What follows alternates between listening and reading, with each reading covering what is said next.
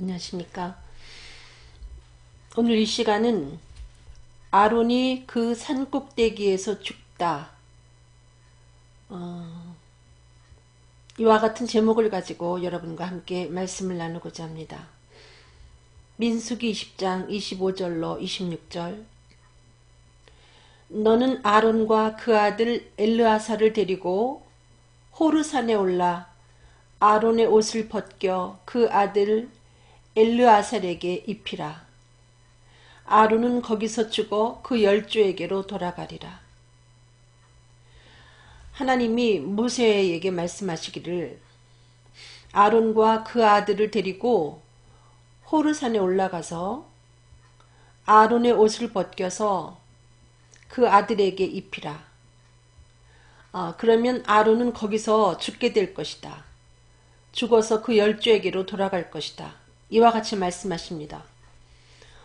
이 말씀은 아론에 대한 죽음을 하나님이 말씀하시는데, 엄밀히 보면 죽어야 된다. 죽을 것이다.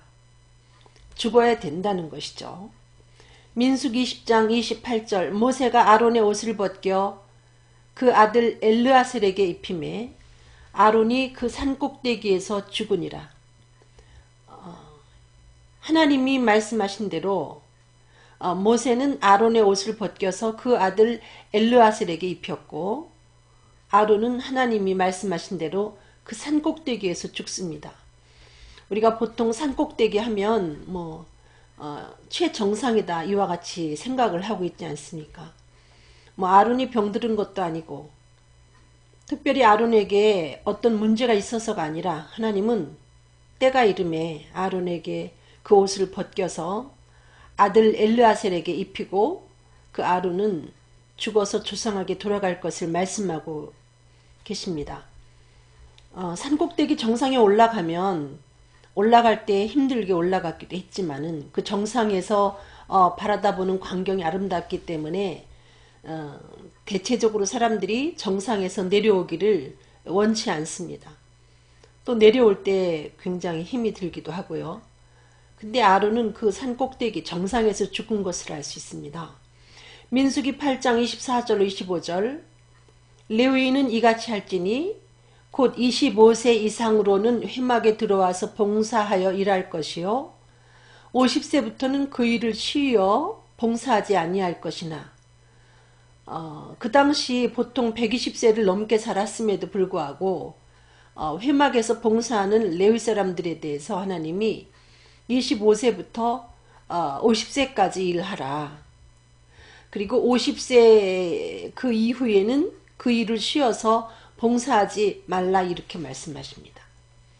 지금도 그 정년 있지 않습니까? 일반 사회에도 정년이 있고 또 교회에도 정년 퇴임이 있습니다. 그래서 은퇴다 이와 같이 이야기를 하는데 하나님이 이렇게 인간에게도 구약시대에도 그 일할 수 있는 그 기한을 정해 놓으신 것을 알 수 있습니다.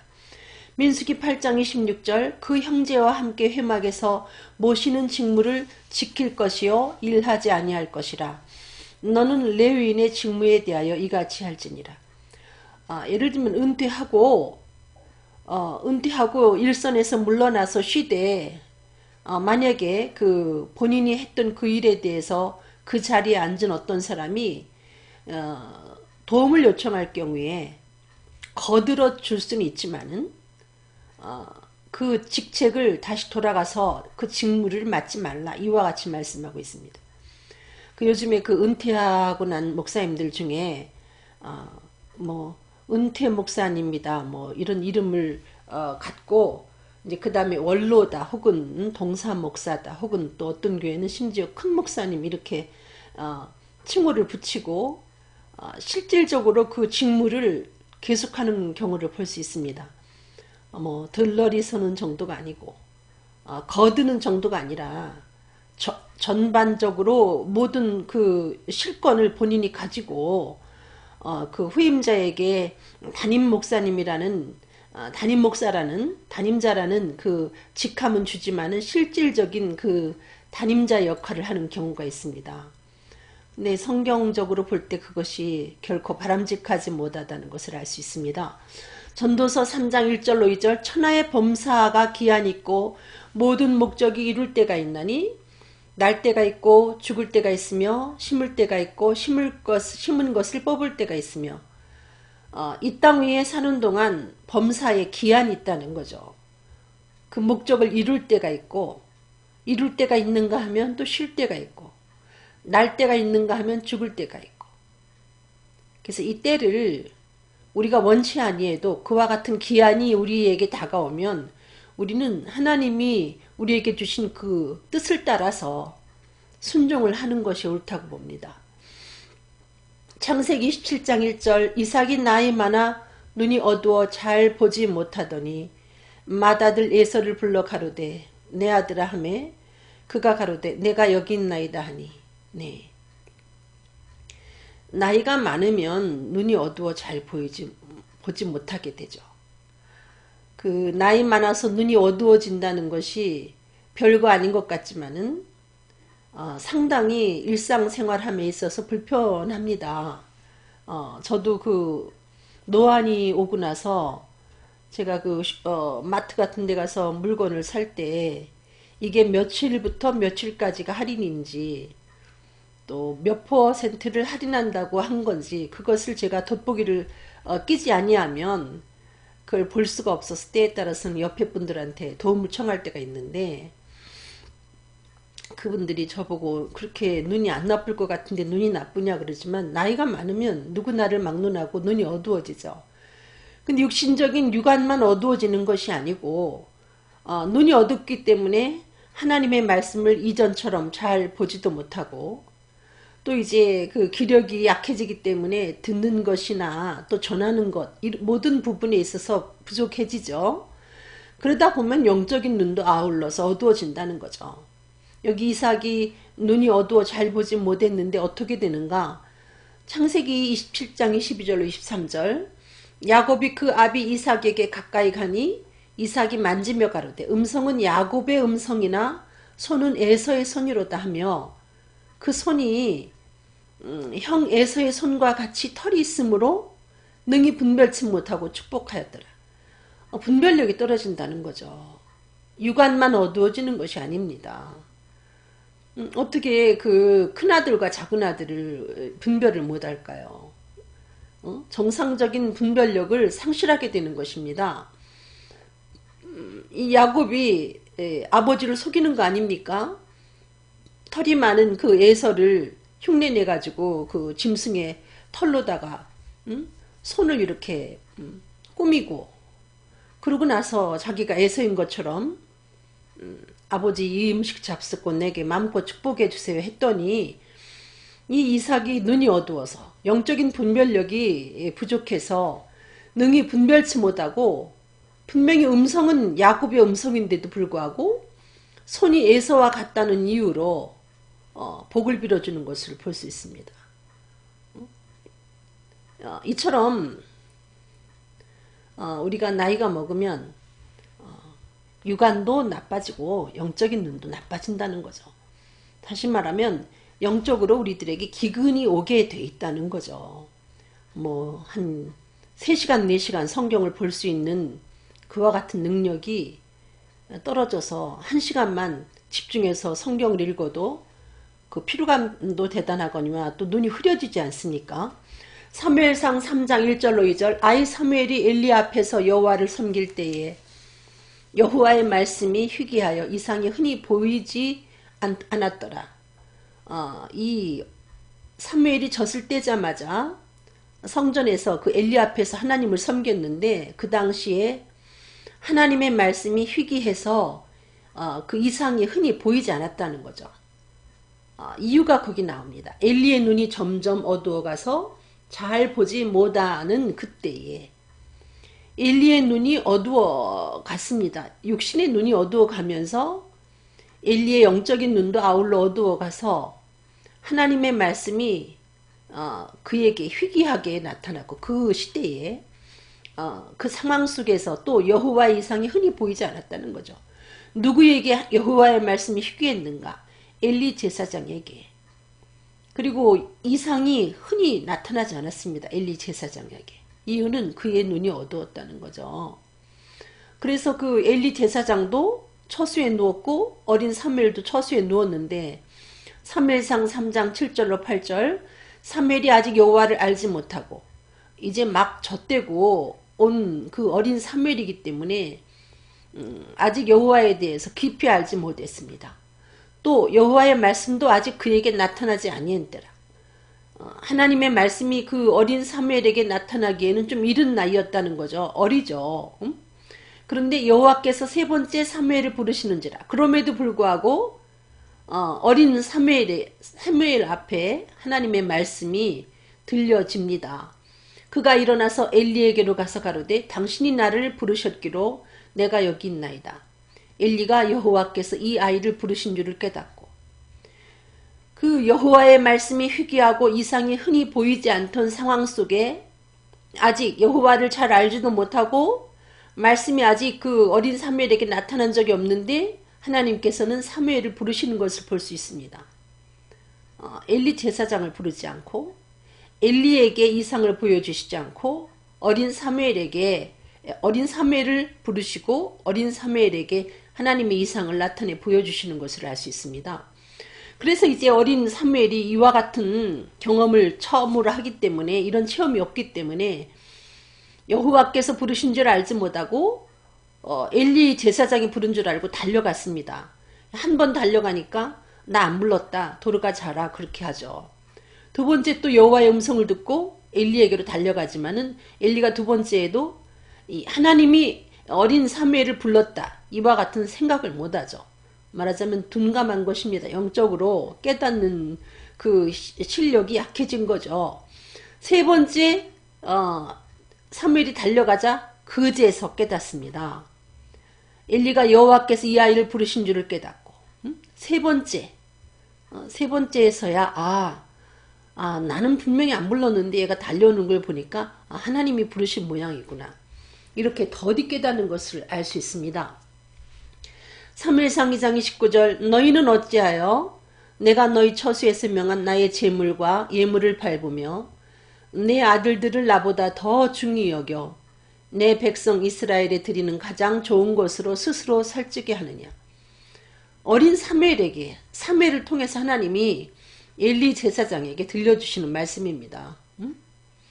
너희는 어찌하여 내가 나의 처수에서 명한 나의 제물과 예물을 밟으며 엘리 제사장이 늙어서 눈이 어둡자 모든 면의 분별력이 떨어지는 것을 알 수 있습니다. 그래서 하나님의 백성들이 소중히 여기는 것을 하나님께 드렸을 때에 그걸 귀중히 여기고 하나님 집에 드려진 양식을 가지고 올바로 사용하지 못하고 마치 하나님께 드려진 제물과 예물을 발로 밟는 것처럼 함부로 쓰는 것을 알 수 있고요. 또 내 아들들을 나보다 더 중히 여겨. 이 공의도 공평과 공의를 잃어버리게 되는 것을 알 수 있습니다.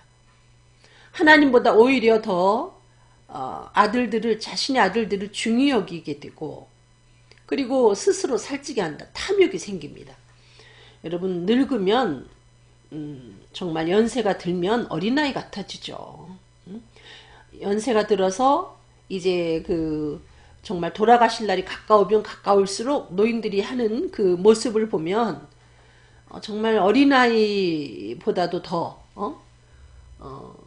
분별력이 없이 행동할 때가 있습니다. 여러분도 그 주변에서 보지 않습니까?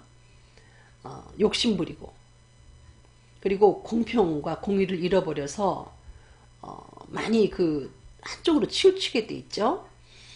사무엘상 3장 13절 내가 그 집을 영영토록 심판하겠다고 그에게 이른 것은 그래서 결국은 하나님이 엘리 제사장 집을 영영토록 심판하겠다 이르게 되는데 그는 그와 같은 이유는 그의 아는 죄악을 인함이니 이는 그가 자기 아들들이 저주를 자청하되 금하지 아니하였습니다.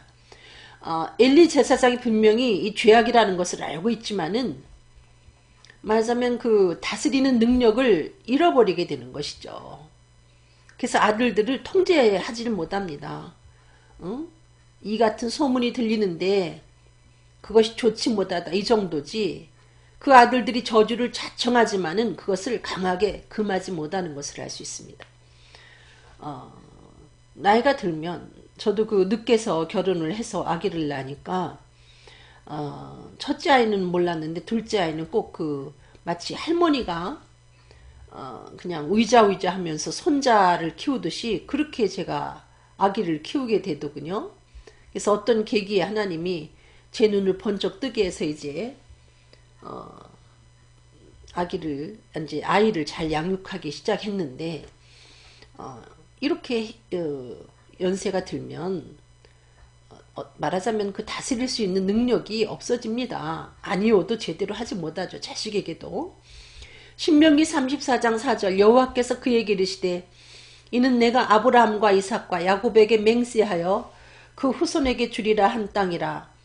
내가 내 눈으로 보게 하였거니와 너는 그리로 건너지 못하리라 하시매. 이것은 그 모세에게 하나님이 하시는 말씀입니다. 내가 아브라함과 이삭과 야곱에게 맹세하여 그 후손에게 주리라 한 땅을 모세 내가 눈으로는 보지만 너는 그리로 들어가지 못한다. 그 애굽에서 그 말할 수 없는 어려움을 겪으면서 이스라엘 백성을 인도하여 낸 그 이스라엘 백성의 그 지도자 모세에게 하나님이 하시는 말씀입니다. 우리가 생각할 때는 수고했기 때문에 가나안 땅에 들여보내는 것이 당연한 것 같지만은 하나님은 너는 그리로 못 들어갈 거다 이렇게 말씀하십니다. 신명기 34장 5절로 6절 이에 여호와의 종 모세가 여호와의 말씀대로 모압 땅에서 죽어 벳볼 맞은편 모압 땅에 있는 골짜기에 장사되었고 오늘까지 그 묘를 아는 자 없으니라. 근데 하나님이 그 가나안을 목전에 두고 눈으로 보게만 하고 그 가나안 목전에서 모세를 죽게 하는 것을 알 수 있습니다. 모세가 죽을 뿐 아니라 그 위대한 이스라엘의 그 지도자, 영적인 지도자 모세가 죽고 난 다음에 장사되었는데 오늘날까지 그 묘를 아는 자가 없으니라. 흔적도 없이 사라지게 하는 것을 알 수 있습니다. 훌륭한 그 목회를 하고 아주 돌아가신 분들 중에 그 뭐 기념관을 짓는 경우가 있습니다. 뭐 기념비를 세우고 기념관을 세우고 저는 과연 그것이 그분들을 위해 하는 것이며 하나님 앞에 그것이 아름다운 일인가 그와 같은 생각을 할 때가 있습니다. 모세는 흔적도 없이 사라졌습니다. 그 모진 고난을 뚫고 이스라엘 백성을 애굽에서 이끌어내서 가나안을 목전에 두고 말할 수 없는 시련을 다 겪고 코앞에 젖과 꿀이 흐르는 가나안 땅을 눈앞에 두고 그는 죽어서 흔적도 없이 사라지는 것을 볼 수 있습니다. 마태복음 23장 25절 화했을진저 외식하는 서기관들과 바리새인들이여 대접에 잔과 대접의 겉은 깨끗이 하되 그 안에는 탐욕과 방탕으로 가득하게 하는도다. 우리가 하나님이 이제는 이래서 물러서라, 옆에서 좀 살짝 도와줄지언정 그 실권을 놓아라 그럴 때 만약에 그것을 놓지 못한다면 그것은 탐욕이라는 거죠. 겉으로는 그럴듯하게 모든 형식을 갖추고 있지만 탐욕을 버리지 못한다면 방탕으로 이어지게 되죠. 탐욕 때문에 방탕이 생기는 거거든요. 그래서 하나님이 일하라, 몇 살부터 몇 살까지 일하라 하면 그 기한 동안 열심히 일하고 이제 너는 쉬어라 하면 우리는 쉬어야 되는 거죠. 난 더 일할래요. 이것은 하나님이 기뻐하는 게 아니고 그것도 불순종이라는 것이죠. 죄송스럽지만은 그와 같은 현상은 탐욕에서 시작이 된다는 거죠. 은퇴를 했으면 그 일선에서 온전히 물러나야 되는데 원룸 목사다 이렇게 이름을 붙이고 강당에서 말씀을 전하는 것도 이렇게 나눠서 하지 않습니까? 1대1로 나누고 은퇴했음에도 불구하고 사례비는 담임자로 있을 때처럼 꼭 같이 가져가면 여러분 그 교회가 어떻게 되겠습니까? 갑자기 교회 재정이 늘어나는 것도 아닌데 응? 주일날 예배는 똑같이 드려지고 있는데 하나님 집에 드려진 그 양식이 목회자의 사례비로 더블로 떼서 나가는 거죠. 그러니까 당연히 여러가지 재정적인 어려움이 올 수밖에 없죠. 그러다 보니까 목회자들이 말씀 보고 기도하는 일에 전념하는 게 아니고 그 헌금 명세서를 자꾸 들여다보게 되는 거 아닙니까? 이상한 방법으로 헌금을 강조하고 그러다 보니 교회가 여러가지 그 잡음에 시달리게 되고 도저히 있어서는 안 되는 그와 같은 일들이 생겨나는데 이 탐욕은 방탕을 부르게 된다는 거죠. 신명기 34장 7절 모세 죽을 때에 나이 120세나 그 눈이 흐리지 아니하고 기력이 쇠하지 아니하였더라. 여러분 모세는 죽으라고 하니까 죽었습니다. 가나안에 들어가는 거는 내 일이 아니다. 내가 할 일이 아니다. 내 역할은 여기서 끝났다. 그랬더니 모세는 정말로 하나님의 그 말씀을 따라 죽었거든요. 그런데 그 나이 120세였음에도 불구하고 기력이 쇠하지도 않고 눈이 흐리지 아니했습니다. 보통 120세면 기력이 쇠하고 눈이 흐릴 나이임에도 불구하고 모세는 그렇지 않았습니다. 이유는 모세는 마치 친구와 대면하여 이야기하듯이 하나님과 늘 영적인 교제를 했기 때문에 늘 하나님의 말씀에 귀를 기울이고 하나님께 회답하고 이와 같은 하나님하고의 그 아름다운 교제가 끊임없이 이루어졌기 때문에 모세는 120세지만 눈도 흐리지 않고 기력이 쇠하지 아니했습니다. 그러나 그는 죽었다는 거죠.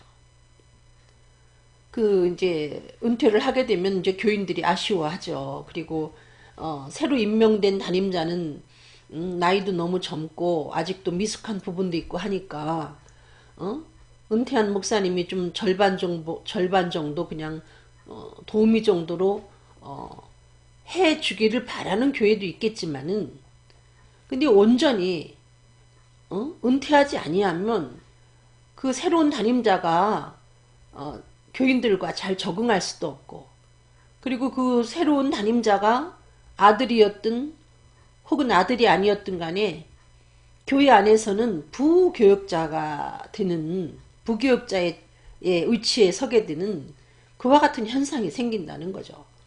심지어 어떤 분들은 내가 그 은퇴했지만 아들을 그 담임 목사로 세워놓은 다음에 뭐 교인들이 나한테 재정권과 인사권과 치리권을 나한테 죽을 때까지 목사로 있으면서 이건 나한테 줬다. 이렇게 하면서 실제적인 담임자의 권한을 은퇴한 목사님이 잡고 놓지 않는 경우가 있어요.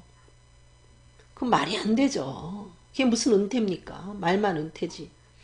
옷을 벗어서 후임자가 아들이었든 아들이 아니었든 벗겨서 입혔으면 본인은 죽은 것처럼 그 담임자가 나를 도와주십시오 할 때 도와주고 이렇게 거두는 정도로 목회를 해야지. 어떻게 재정권, 인사권, 치리권 다 내 거다. 이건 말이 안 되는데 이와 같은 형태로 가는 교회들이 아마 대한민국에 꽤 있을 겁니다.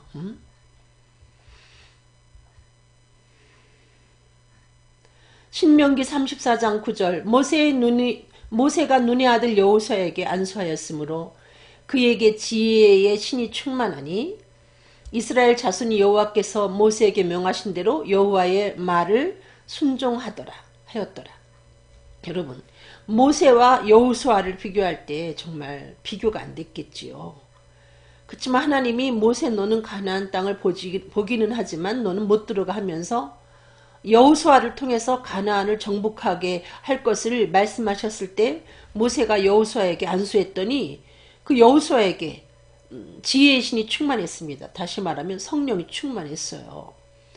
그래서 마치 모세에게 명하신 대로 이스라엘 백성이 순종하듯이 여호수아의 말도 이스라엘 백성이 그대로 따라서 하게 되었다는 거죠. 내가 안 되면 안 된다. 이 생각은 교만입니다. 독선이고, 날 죽으라고 하고 하나님이 후임자에게 이 모든 것을 인계하면 후임자가 별 볼 일이 없어도 하나님이 그 위에 또 성령 충만케 하시면서 하나님의 교회를 위해서 넉넉히 양들을 잘 칠 수 있게끔 이끌고 가신다는 거죠. 신명기 34장 10절 그 후에는 이스라엘의 모세와 같은 선지자가 일어나지 못하였으니 모세는 여호와께서 대면하여 아시던 자요. 물론 모세와 같은 선지자가 그 후에는 일어나지 않았습니다. 모세는 특별히 훌륭한 선지자였습니다. 그렇지만 하나님은 모세를 통해서 가나안을 정복하게 하지 아니하시고 여호수아를 통해서 가나안을 정복하게 하시는 것을 알 수 있습니다. 훌륭하다고 해서 그 사람이 청백 계주를 할 때 어떤 주자가 다름질을 잘 한다고 해서 두 바퀴를 돌을 수는 없는 겁니다. 한 바퀴 돌고 바톤을 터치해야죠. 여호수아 1장 5절로 6절 너의 평생에 너를 능히 당할 자 없으리니 내가 모세와 함께 있던 것 같이 너와 함께 있을 것임이라. 내가 너를 떠나지 아니하며 버리지 아니하리니 마음을 강하게 하라. 담대히 하라. 너는 이 백성으로 내가 그 조상에게 맹세하여 주리라 한 땅을 얻게 하리라. 모세와 함께 했던 하나님이 여호수아하고 함께 하시니 평생에 능히 여호수아를 당할 수 없을 만큼 하나님이 강하게 하셨고, 모세를 떠나지 아니하고 버리지 아니한 것처럼 여호수아를 하나님은 떠나지 않고 버리지 않겠다고 약속하시면서 너를 강하게 하고 담대히 하라 하시면서 그를 격려하면서 끌고 가시는 것을 볼 수 있습니다. 여러분, 하나님의 교회는 하나님이 이끌고 가시죠. 근데 사람 몸에 인체에 예를 들면 머리가 귀중한 것이지만은 머리가 우리 그 지체 중에 귀중한 부분이지만은 만약에 한 몸에 머리가 두 개 달렸다. 너무나 흉하지 않습니까? 은퇴는 은퇴예요. 담임자는 여전히 담임자고요. 말만 은퇴라고 하고 뭐 큰 목사님이다, 동사 목사다 이렇게 하면서 실질적인 권한을 움켜잡고 있는 거 이거는 정말 이 불순종하는 것이고, 그러니 교회가 흉한 거죠. 교회의 모습이 사실은 흉한 거죠. 어린 아들일지라도 뭐 세습인이 이런 얘기 들어가면서 그 어려움을 겪으면서 담임자로 인정을 했으면 손을 떼고 그냥 도우미 정도, 담임자가 그 목회함에 있어서 어떤 애로사항이 발생했을 때 전임자로서 그 이야기에 귀를 기울여주고 조언을 구할 때 조언을 해주고 도움을 요청할 때 도움을 주고 하는 그 정도여야지, 실권을 붙잡고 있다는 거는 이건 불순종이고 이거는 완고한 죄라고 생각하는 사람입니다. 사무엘상 16장 13절로 14절 사무엘이 기름불을 취하여 그 형제 중에서 그에게 부었더니 이날 이후로 다윗이 여호와의 신에게 크게 감동되니라. 사무엘이 떠나서 라마로 가니라. 여호와의 신이 사울에게서 떠나고 여호와의 부리신 악신이 그를 번뇌케 한지라. 이것은 물론 특별한 상황입니다.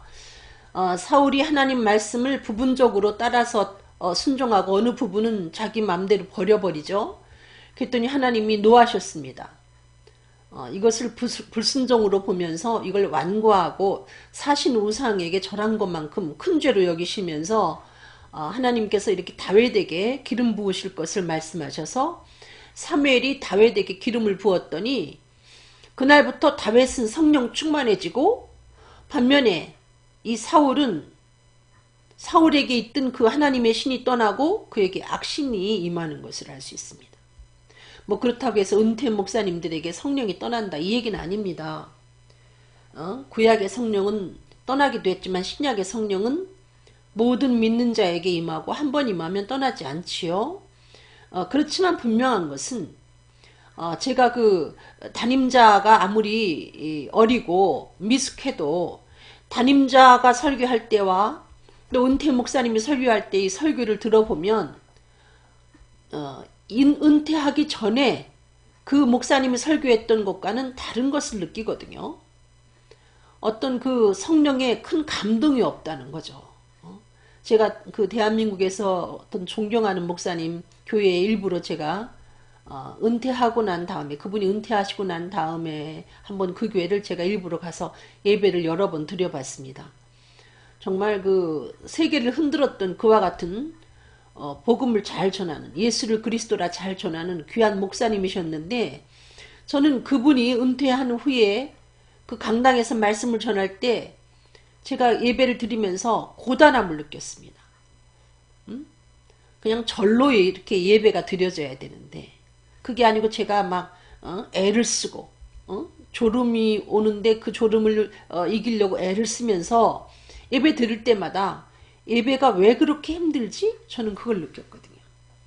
사실은 은퇴할 때가 되면 은퇴하는 것도 좋다, 저는 그렇게 생각하고, 은퇴하고 나신 다음에 어느 다른 교회에서 뭐 초청해가지고 좀 예배 좀 인도해 주세요, 말씀을 전해 주세요 하는 그런 부분을 담당하는 건 아름답지만은, 은퇴했다고 하고 본인이 섬기던 그 교회에서 실권을 다 잡고 비록 아들이어도 그렇게 하면 안 되죠.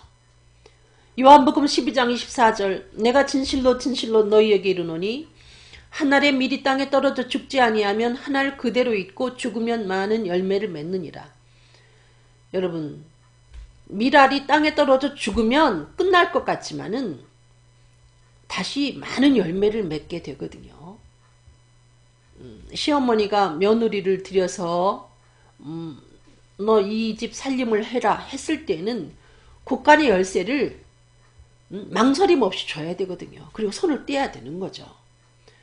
마태복음 11장 11절, 내가 진실로 너희에게 말하노니 여자가 낳은 자 중에 세례 요한보다 큰 이가 일어남이 없도다. 그러나 천국에서는 극히 작은 자라도 저보다 크니라. 여자가 낳은 자 중에 세례 요한보다 큰 이가 없습니다. 세례 요한을 살펴보면 마태복음 14장 4절, 이는 요한이 헤롯에게 말하되 당신이 그 여자를 취한 것이 옳지 않다였습니다. 그 세례 요한 큰 자는 왕이 잘못했을 때에 잘못이라고 용기 있게 말하죠. 정말 큰 사람은 현재 권력을 쥐고 있는 그 사람에게 아첨하는 사람이 큰 사람이 아니라 잘못되었을 때에 그거 분명히 잘못된 겁니다, 이야기할 수 있는 사람이 큰 사람이죠. 저는 요즘에 예를 들면 어느 정권 때도 마찬가지고, 지금 박근혜 정권에 있으면서 친박이다, 만약에 이걸 자랑한다 그러면 좀 우스꽝스럽지 않습니까? 아니 그 사람이 그 대통령 자리에 있는데 친박이다 그걸 강조한다는 것은 그렇게 자랑할 만한 게 아니라는 거죠.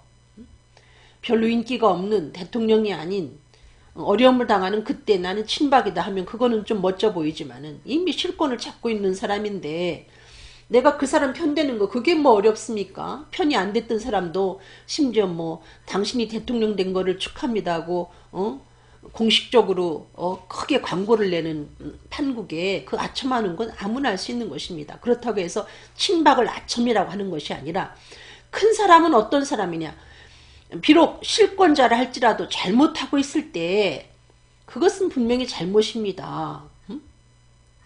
잘못 알고 있습니다, 이렇게 바로 이야기를 해주는 사람이 큰 사람이죠. 마태복음 14장 1절로 2절, 그때에 분봉왕 헤롯이 예수의 소문을 듣고 그 신하들에게 이르되 이는 세례 요한이라. 저가 죽은 자 가운데서 살아났으니 그러므로 이런 권능이 그 속에서 운동하는도다.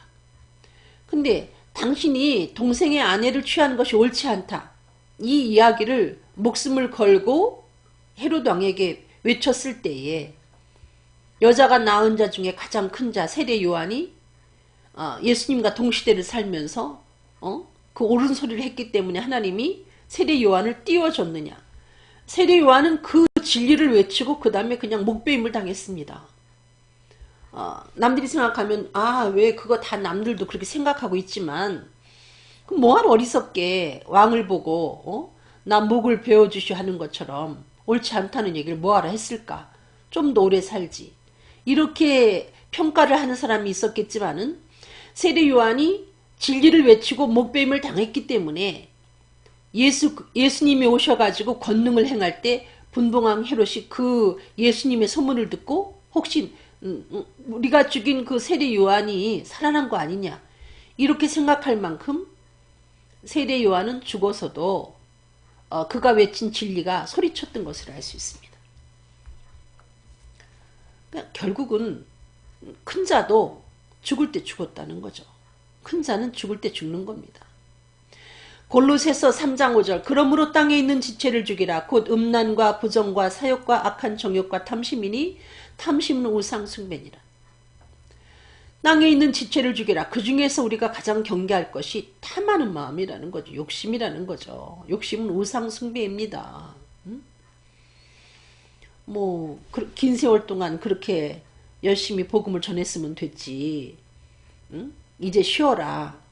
일선에서 물러나서 쉬어라. 쉬라고 해서 여러분 기도하는 것도 쉬고 복음 전하는 것도 쉬라는 것이 아니라 그 맡은 그 직무에서 이제 물러나라는 거죠. 뒤로 물러나고 새로운 사람 여호수아에게 인계해서 그 앞에 가나안을 정복하게 지휘선으로 물러나라는 것이죠. 근데 그걸 못 물러난다. 이것은 탐심이고 하나님 앞에 이것은 우상 숭배의 죄를 범하는 것과 같다는 것입니다. 누가복음 12장 15절 저희에게 이르시되 삼가 모든 탐심을 물리치라.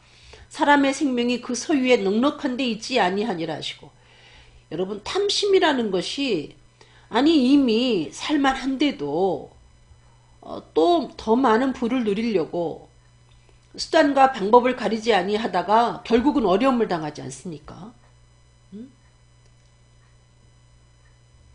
그 탐심이라는 것은 그 사람을 그 소유가 있어도 만족하지 못하게 하다가 결국은 망하게 하는 거죠. 이사야 56장 10절로 11절 그 파수꾼들은 소경이요 다 무지하며 벙어리라. 능히 짓지 못하며 다 꿈꾸는 자요 누운 자요 잠자기를 좋아하는 자니 이 개들은 탐욕이 심하여 족한 줄을 알지 못하는 자요 그들은 몰각한 목자들이라. 다 자기 길로 돌이키며 어디 있는 자이든지 자기 이만 도모하며. 네, 여기 나오는 파수꾼들은 그 이스라엘의 지도자들을 이야기합니다. 소경이 되는 이유가 무엇이 우리를 소경을 만드는가? 탐욕 때문에 눈이 어두워진다는 거죠. 또 다 무지하며 벙어리 개라. 아니 개가 뭔가 좀 수상한 일 있을 때 지저대야 되는데 잘못돼 가도 짖지 못하는 벙어리 개가 되는 이유도 그 탐욕 때문에 탐심 때문에 아니요 할 때 아니요 소리를 하지 못한다는 거죠. 오히려 비율을 맞추고 권력 앞에 아첨하고 다 꿈꾸는 자요 누운 자요 잠자기를 좋아하는 자니 여러분 너무나 많은 부를 누리게 되면 방탕하게 돼 있습니다. 그래서 뭐 그 요즘에 그 서울시 그 예술 감독에 대한 연봉에 대해서 이야기가 많이 있지 않습니까? 그러니까 많은 연봉을 받아간다는 것이 위험한 거죠, 사실은. 아무리 그걸 가지고 사회에 어떻게 좀 돌려주고 선한 사업에 열심히 그것을 쓰려고 한다 할지라도 그 많은 연봉을 가져간다는 그 자체가 굉장히 위험한 거죠. 그렇게 사용을 못할 가능성이 누구에게나 있고 그 많은 연봉 때문에 또 탐욕이 생길 수도 있다는 거죠. 실제로. 그래서 저는 그 교회가 너무나 목회자들에게 많은 사례 예술감독 못지 아니하는 연봉을 갖고 가는 목사님들 있지 않습니까? 저는 그 목사님을 타락하게 만드는 것이라고 생각합니다.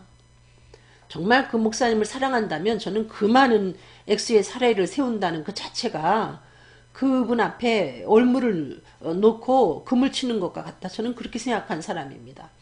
이 개들은 탐욕이 심하여 족한 줄을 알지 못하는 자요. 여러분 부자가 뭐 매덕을 갖고 있으면 나는 매덕이나 있어 이렇게 하는 줄 압니까? 몇 억만 있으면 내가 10억이야. 뭐 이렇게 하면서 계속해서 그 족한 줄 알지 못하고 돈을 사랑하게 되죠.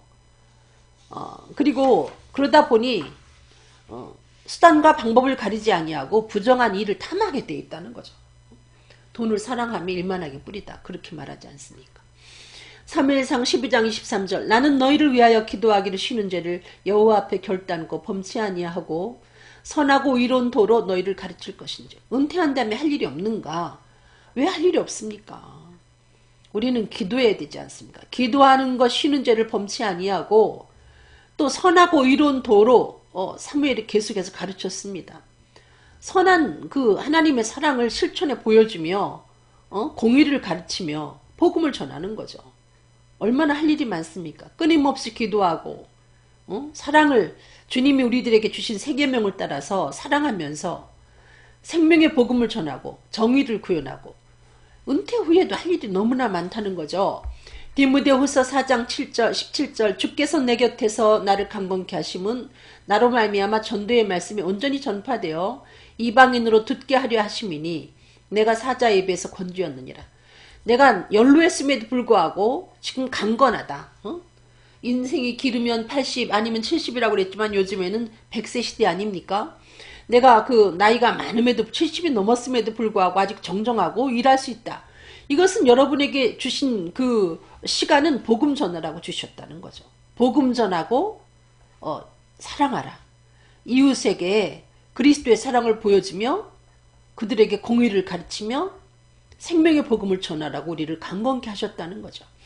누가복음 22장 27절 앉아서 먹는 자가 크냐 섬기는 자가 크냐 앉아서 먹는 자가 아니냐 그러나 나는 섬기는 자로 너희 중에 있노라.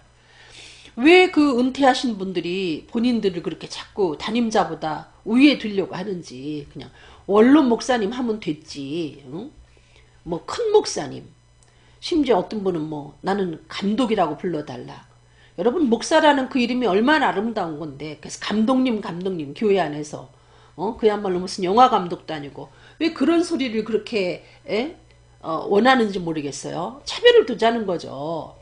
여러분 앉아서 먹는 자가 큰 자가 아니고 섬기는 자가 크고 주님은 섬기는 자로 우리 가운데 계시다가 죽기까지 우리를 섬기시고 돌아가셨거든요. 이게 문제라는 거죠. 은퇴하고도 도움이 정도로 담임자의 도움이 정도로 그 교회에서 봉사한다면 그것은 아름답지만은 담임자하고 차별을 두면서 뭐 타이틀도 좀 뭔가 그 담임 목사님보다는 좀 더 그럴듯하게 보이도록 타이틀을 거기다가 붙여놓고 모든 실권을 장악하고 있다면 이건 잘못됐다는 거죠. 요한복음 3장 30절 그는 흥하여야 하겠고 나는 쇠하여야 하리라 하니라. 맞습니다. 담임 목사님은 흥하여야 되고 복음을 위해서 이건 세례 요한이 한 얘기예요. 세례 요한이 예수님은 흥하여야 되고 나는 쇠하여야 된다. 예수님이 흥하려면 여러분 우리가 그 주님의 말씀을 따라서 모든 만사의 기한이 있는데 그 기한 내가 지금 죽을 때인가 살 때인가 내가 일할 때인가 아니면 쉴 때인가 이걸 구분하면서 그렇게 사는 것이 바로 그리스도를 흥하게 하는 삶이라는 거죠. 내가 좀 망가지면 어떻습니까? 약간 좀 초라해 보이면 어떻습니까? 예수의 복음만 널리 전파되면 되는 것이고 교회만 든든히 서가고 사랑 안에서 생명의 복음을 전하면서 활력 있게 움직이면 되는 거 아니겠습니까? 빌립보서 1장 20절 나의 간절한 기대와 소망을 따라 아무 일에든지 부끄럽지 아니하고 오직 전과 같이 이제도 온전히 담대하여 살든지 죽든지 내 몸에서 그리스도가 존귀히 되게 하려 하나니 주인이 본인이기 때문에 탐심을 놓지 못하는 거죠. 내 속에서 사는 분이 예수인데 내가 죽든지 내가 살든지 내가 밑으로 내려가든지 내가 올라가든지 내 속에 계신 분이 예수님인데 그게 무슨 문제가 되냐 이거예요. 좀 내려앉으라면 내려앉는 것이고 서서 섬기라면 서서 섬기는 것이고 죽으라면 죽는 것이지. 빌립보서 1장 21절 이는 내게 사는 것이 그리스도니 죽는 것도 유익함이라. 내 속에 사는 분이 예수님이라고 여러분이 믿는다면 나는 죽어도 그것도 영광이라는 거죠. 빌립보서 2장 5절로 8절 너희 안에 이 마음을 품으라 곧 그리스도 예수의 마음이니 그는 근본 하나님의 본체시나 하나님과 동등됨을 취할 것으로 여기지 아니하시고 오히려 자기를 비워 종의 형체를 가져 사람들과 같이 되었고 사람의 모양으로 나타나셨음에 자기를 낮추시고 죽기까지 복종하셨으니 곧 십자가에 죽으심이라. 우리 안에 예수 그리스도의 마음이 없기 때문에 쉬라는데 못 쉬는 거예요. 예수 그리스도의 마음은 자기를 낮추는 거죠. 위에서 지배하는 것보다 사실은 밑에서 섬기는 게 얼마나 아름다운 일인데요. 그런 얘기 있지 않습니까? 남자는 세계를 다스리고 여자는 남자를 다스린다. 고로 사실은 세계를 움직이는 것은 여성이거든요. 여러분, 섬김이라는 것이 그렇게 아름답고 대단한 일입니다.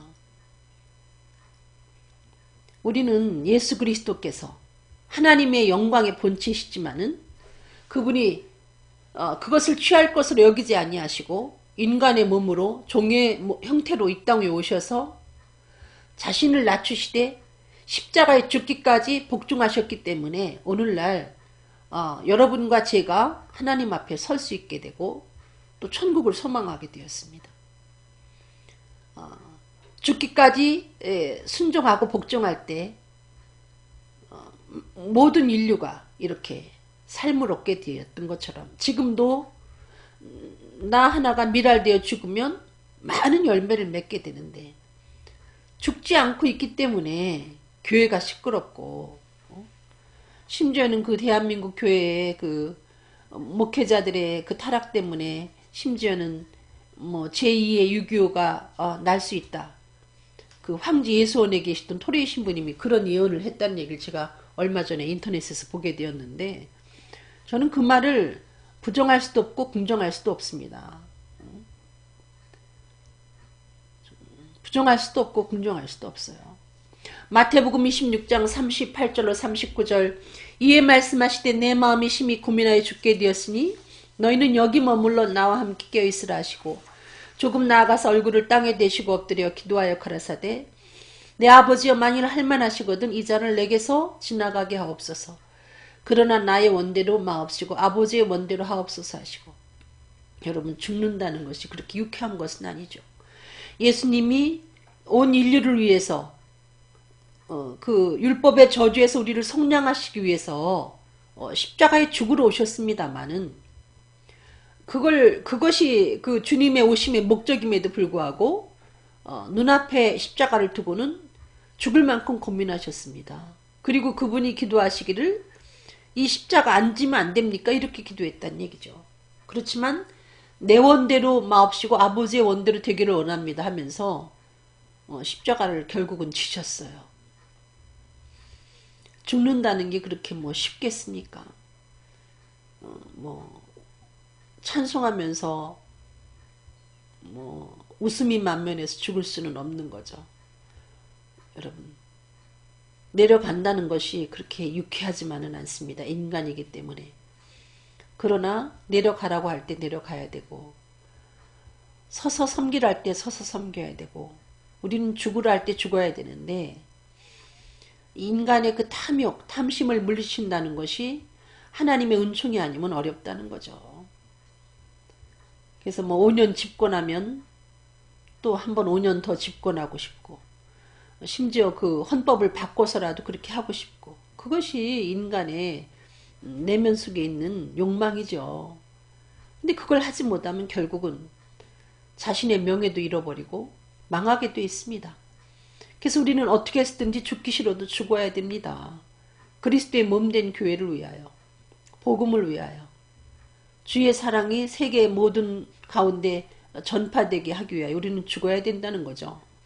그 방법을 예수님 우리들에게 일찍이 보여주셨습니다. 히브리서 5장 7절 그는 육체에 계실 때에 자기를 죽음에서 능히 구원하실 이에게 심한 통곡과 눈물로 간구와 소원을 올렸고 그의 경외하심을 인하여 들으심을 얻었느니라. 너무나 죽기가 힘드셨다는 거죠. 주님도. 그렇지만 그 죽음에서 능히 구원하실 하나님께 심한 통곡과 눈물로 간구와 소원을 올렸습니다. 심한 통곡과 눈물의 기도를 올렸다는 거죠. 그리고 비로소 십자가에 죽을 힘을 얻어서 십자가에 못 박혀 돌아가신 것이죠. 정말 은퇴하신다는 것이 그렇게 솔직히 이야기해서 막 유쾌하고 기쁘고 즐겁고 이렇지만은 않지만은 세례 요한이 이야기한 것처럼 우리가 쇠해야 그리스도가 흥하기 때문에 우리는 심한 통곡과 눈물의 기도를 통해서라도 이 관문을 통과해야 된다는 거죠. 죽기까지 순종하는 관문을 통과할 때에 대한민국의 교회가 더욱더 부흥하고 회개하고 중생하는 역사가 이루어지고 세계 만방의 복음과 그리스도의 사랑을 전파되는 역사가 이루어질 줄로 믿습니다. 기도하겠습니다. 사랑하는 주님, 이처럼 생명의 복음을 전파하다가 아론처럼 은퇴하고 마치 죽은 자처럼 그리스도의 몸된 교회를 섬기며 기도하는 것 쉬는 죄를 범치 아니하며 그리스도의 사랑을 전하며 생명의 복음을 전하며 공의를 가르치는 이 땅에 훌륭한 주의 종들이 많이 계신 줄 압니다. 그처럼 주님의 뜻을 따라 심한 통곡과 눈물의 기도 속에 죽기까지 복종한 하나님의 귀한 종들을 주님 기억하시고 축복하시고 이 땅에 사는 동안 더욱더 힘있게 여러가지 형태로 생명의 복음을 전파할 수 있도록 인도하여 주시고 아직도 죽지 못해서 실권을 갖고 교회를 지배하려고 드는 많은 욕심을 갖고 있는 그 목회자들에 대해서도 하나님 죽을 수 있는 힘을 허락하여 주셔서 온전히 죽어서 그리스도를 흥하게 할 수 있는 하나님의 귀한 종들이 되게 축복하여 주시옵소서. 감사하며 예수 그리스도 이름으로 간절히 기도드렸습니다. 아멘.